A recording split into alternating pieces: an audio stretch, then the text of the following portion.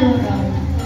আগত শারদীয় পূর্ণিমা তিথিতে গোবিন্দ তোমাদের মনোবাসনা পূর্ণ করবে।